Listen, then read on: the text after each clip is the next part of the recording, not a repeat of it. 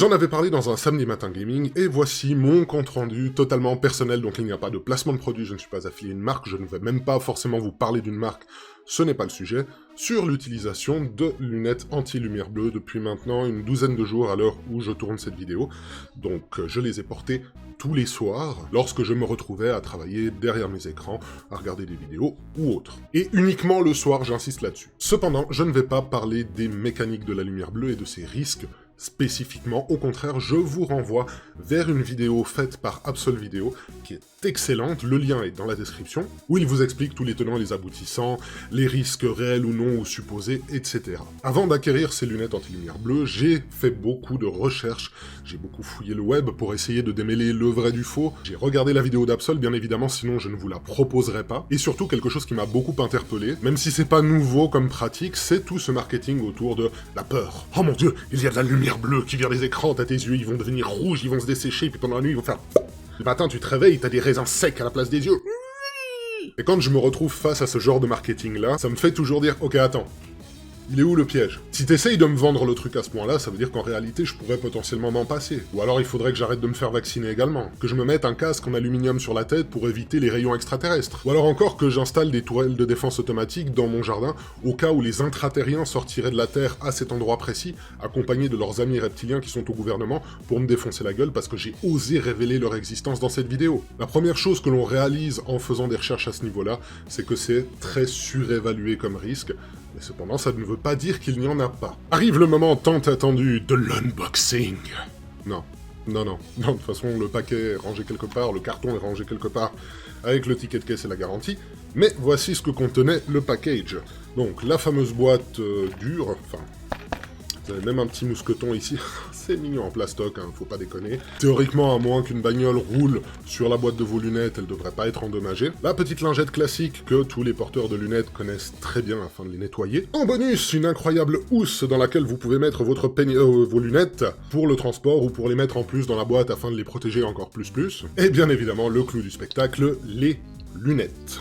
Et pour le coup, même si l'enrobage est un peu cheap, les lunettes, j'ai été surpris. Je m'attendais vraiment à avoir un truc plastoc et tout, mais non, je crois que c'est de l'alu, quelque chose comme ça autour. Il y a juste les embouts, forcément, c'est plastoc caoutchouc. Honnêtement, j'ai été assez surpris de la qualité de fabrication, c'est pas si dégueu que ça. Et pour parler de la gamme de prix, en sachant que chez un opticien, ce sera toujours un petit peu plus cher que si vous allez dans un magasin d'informatique généraliste et que vous prenez une marque gaming un petit peu obscure que vous ne connaissez pas très bien, comme il y en a beaucoup à l'heure actuelle, et qui parfois proposent de l'excellent matériel pour pas cher. Vous pouvez vraiment avoir des prix qui vont de la dizaine d'euros jusqu'à plus de 100 € si vous voulez le modèle premium, platine, etc. En sachant que, pour donner un exemple, mon modèle en particulier m'a coûté, très précisément, j'ai sorti le prix sur Amazon, environ 33 €. Et oui, je parle en euros pour nos très chers amis franco-belges qui regarderaient cette vidéo-là. Et pour les copains suisses, bah écoutez les gars, vous connaissez les bails, vous rajoutez environ 20% au montant en euros et ça vous donne à peu près l'équivalent en francs suisses. Maintenant, parlons des effets sur le corps. Alors bien entendu, il s'agit d'une expérience totalement personnelle, et il est possible que certains des effets soient altérés car j'ai été diagnostiqué comme ayant une apnée du sommeil grave, je suis appareillé depuis peu de temps. J'en parlerai dans une vidéo dédiée parce que je pense que c'est important et c'est un problème très grave dont on n'a pas conscience, beaucoup de gens n'en ont pas conscience, d'autant plus quand leur apnée du sommeil est légère. Mais en ce qui concerne les effets que j'ai sentis éveillé, quand le soir venait et que j'avais les lunettes sur les yeux, c'est pas forcément que ça changeait ma fatigue oculaire particulièrement, c'est juste que ça me faisait prendre conscience différemment de mon état de fatigue. Par exemple, avant, quand je n'utilisais pas les lunettes devant mes écrans, qu'il était tard le soir, et que je commençais vraiment à fatiguer, j'avais un peu les yeux explosés, oui. Quand tu passes des heures dans ta journée devant un écran, bah forcément, tes yeux, ils en pâtissent un petit peu, c'est normal. Mais surtout, t'as quand même cette lumière qui t'agresse un peu, t'as beau réduire la luminosité, surtout si t'es en dual screen, ou plus, t'as quand même cette lumière qui te tape dans les yeux et qui tend à te maintenir réveillé, et puis toi, inconsciemment, tu vas te dire ouais, bon, j'ai les yeux un peu explosés, mais allez, un petit quart d'heure de plus, une petite demi-heure. Et pour ceux qui ont des problèmes d'insomnie, des troubles du sommeil, vous le savez très certainement, ton petit quart d'heure et ta petite demi-heure, quand tu commences à rater les trains du sommeil qui passent les uns après les autres à la queue leu-leu, toi tu te dis, mais non, allez, on continue, encore un peu.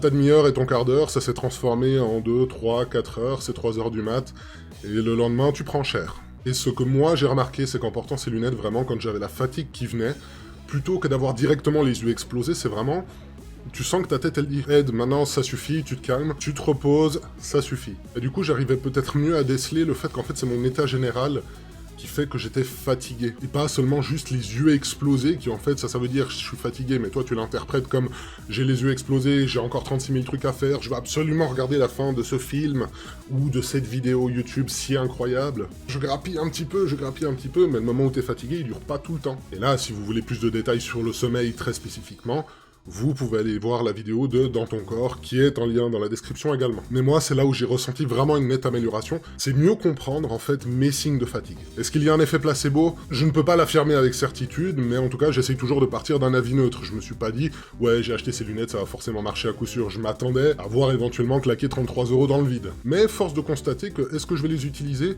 Oui. Est-ce que c'est indispensable pour tout le monde? Non. Donc finalement, est-ce que ça se tente?